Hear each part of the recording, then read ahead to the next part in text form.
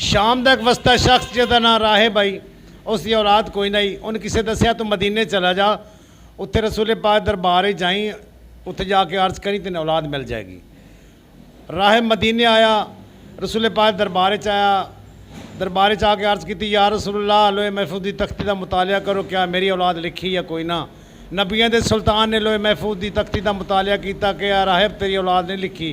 राहिब रोंदा होया बाजार आया, तो मेरे आका हुसैन ने जदों राहिब नूं रोंदा डिठा तो जनाबे मौला हुसैन ने किहड़ी गल कीती है, शब्बी डिठा जा राहिब कूं ते रोंदा विच बाजारे, जल्दी नाल अदामन नपिया खातून दे नूर अबसारे।